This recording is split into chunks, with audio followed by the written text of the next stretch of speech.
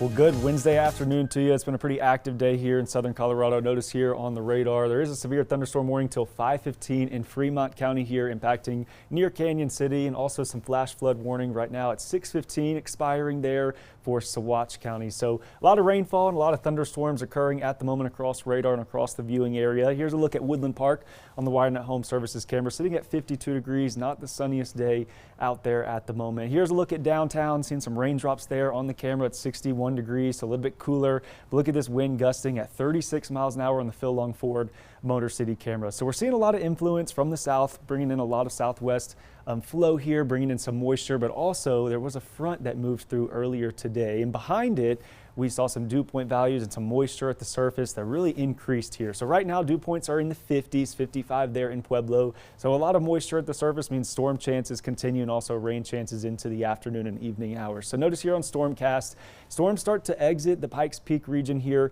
relatively soon here in terms of severity, but then they start to track eastward towards the eastern plains. We get a little bit more activity to the dinner time hour south near Trinidad there as we go into the evening hours, and some of these could linger going into the overnight hours. So that's why we're watching for some flooding and flash flooding even into the overnight hours near La Junta there into the eastern plains. Now the potential for heavy rainfall continues into Thursday. Notice here the risk is still there, and also we have a risk to see some severe thunderstorm warnings along I-25 and into the Pikes Peak region tomorrow. And the reason for this is because we just have a lot of increase of low-level moisture there. You're going to see that here on Stormcast. So notice here in the early morning hours some lingering showers off to the eastern plains there. We get the first indication of some rainfall into the higher terrain, and watch this as it reaches the interstate here. It's going to be met with some higher dew point values. Right there we have 50-degree dew points in the Springs, 50 in Pueblo. So once it reaches this point here, the storms are going to intensify, and that's why we can see storms that are a little bit more severe in this area in terms of wind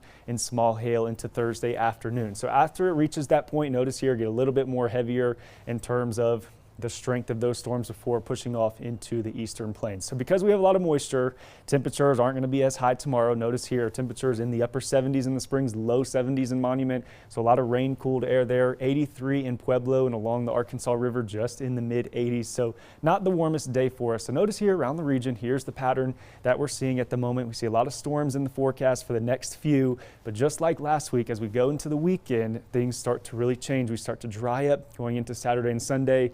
So do our temperatures. So 92 there in Pueblo on Saturday, 95 there on Sunday. So the weekend is actually shaping up to be really nice and also really dry too. So upper 80s in Canyon City, low 90s there in Canyon City there for Sunday. And then the same thing here in the Springs, same pattern. Got to get through the next couple of days here with some rain showers and thunderstorms